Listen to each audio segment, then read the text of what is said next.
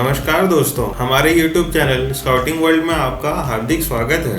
आज हम फ्लैग पोल के बारे में डिस्कस करेंगे।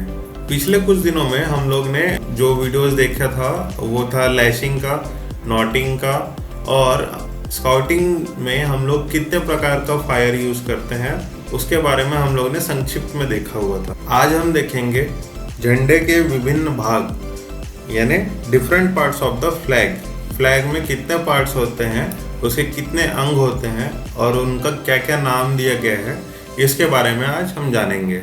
तो चलिए जानते हैं कि झंडे के विभिन्न भाग क्या होते हैं। आपके सामने एक फ्लैग पोल रखा हुआ है जिसमें सारी पार्ट्स हमको ऐसे ही दिखते हैं। हम कभी भी एक फ्लैग पोल देखेंगे तो वहाँ पे वो हूबहू ऐसे ही दिखता है। कोई भी एक फ्लैग पोल है तो उसका सबसे जो मेन आकर्षित करने वाला जो चीज होता है वो होता है उसका खुद का फ्लैग।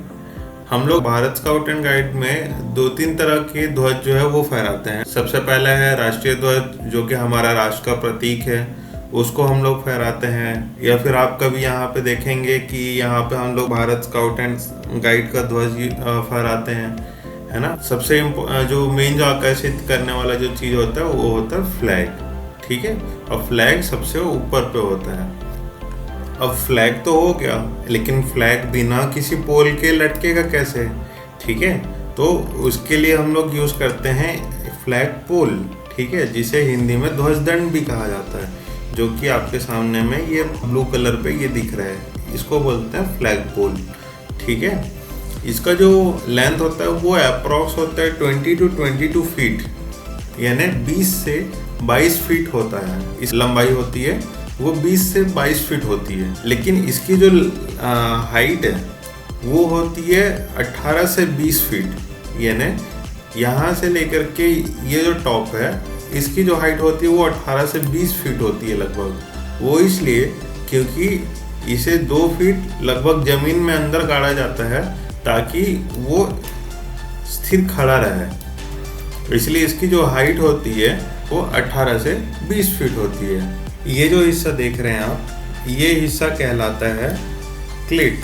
ये क्लिट जो है ध्वज को फहराने के बाद रस्सी को सही तरीके से बांध के रखने के लिए इसका उपयोग किया जाता है। इसका जो हाइट होता है जमीन से वो होता है लगभग 4 फीट का और इसकी जो लंबाई होती है वो लगभग 6 से 9 इंच होती है। यहाँ से ये जो होती है इसकी जो लंबाई होती है वो लगभग 6 से 9 इंच होती है। अब ध्यान दीजिएगा, मैं ये बोल रहा हूँ कि रस्सी को सही तरीके से बांध के रखने के लिए इसका इस्तेमाल किया जाता है, लेकिन फ्लैग होस्टिंग के भाषा में रस्सी को रस्सी नहीं कहा जाता है। इसे क्या कहा जाता है, अगर आप इसके बारे में जानते हैं तो कृपया हमें कमेंट बॉक्स पे बताइए या फिर वीडियो को अंत तक देखिए जिसमें हम आपको उसके बारे में बताएंगे, ठीक है।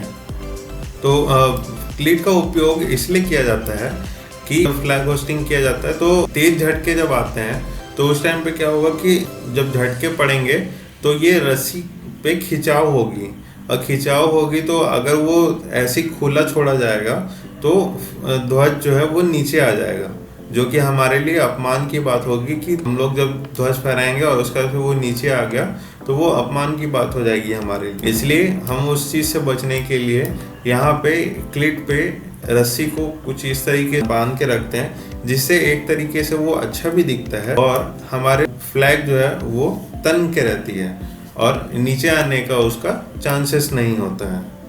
अब क्लिट तो हो गया।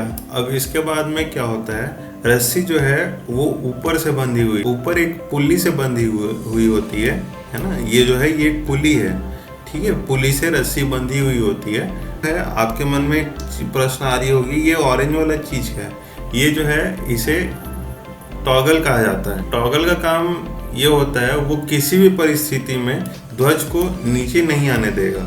यानी कभी भी ऐसा हो सकता है कि कोई भी इंसान इस रस्सी को जोर से खींच देगा। अगर वो खींच देगा तो क्या होगा, इस रस्सी पे जब खिंचाव पड़ेगी उस टाइम पे ये, क्योंकि ये तो बंधा हुआ है, अगर ये टॉगल नहीं है वहाँ पे तो फ्लैग जो है वो रस्सी के सहारे बंधा होगा और कोई भी व्यक्ति अगर इस रस्सी को खींच देता है तो उस टाइम पे ये फ्लैग भी इसी के साथ साथ नीचे आना चालू हो जाएगा और उससे क्या होगा कि हमारे फ्लैग फट जाएगी। तो उस चीज़ से बचने के लिए यहाँ पर एक लकड़ी का गुटका लगाया जाता है जिसे टॉगल कहा जाता है। टॉगल के साथ में इसे बांधा जाता है ताकि किसी भी परिस्थिति में फ्लैग को नीचे ना आने दें।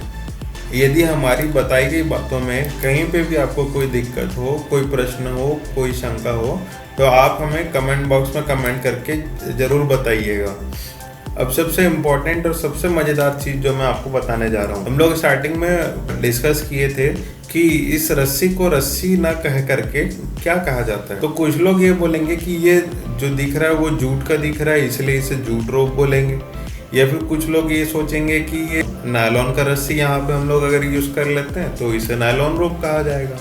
लेकिन अगर आप भी ये चीज़ सोच रहे हैं तो आप 100% गलत सोच रहे हैं। इसे फ्लैग रोप नहीं कहा जाता, ना ही इसे जूट रोप कहा जाता है, ना ही इसे नायलॉन रोप कहा जाता है, इसे हेलियार्ड बोला जाता है। आप हमसे फेसबुक के माध्यम से या फिर इंस्टाग्राम के माध्यम से भी हमसे जुड़ सकते हैं, जिसका लिंक आपको नीचे डिस्क्रिप्शन में दिया गया हुआ है, वहाँ से भी आप जुड़ सकते हैं। हमारे इंस्टाग्राम पेज और फेसबुक पेज में हम लोगों ने बहुत सारे ज्ञानवर्धक चीज़ों को पोस्ट किया हुआ है जो कि पूरी तरीके से स्काउटिंग से रिलेटेड है। आपको कहीं पे भी कुछ भी डाउट हो, स्काउटिंग से रिलेटेड कैसी भी डाउट हो, आप हमसे डायरेक्टली पूछ सकते हैं। आपको हमारा यह वीडियो अगर पसंद आया हो तो प्लीज़ हमारे इस वीडियो को ज़्यादा से ज़्यादा शेयर कीजिए, ज़्यादा से ज़्यादा लाइक कीजिए और हमारे चैनल स्काउटिंग वर्ल्ड को सब्सक्राइब करिए।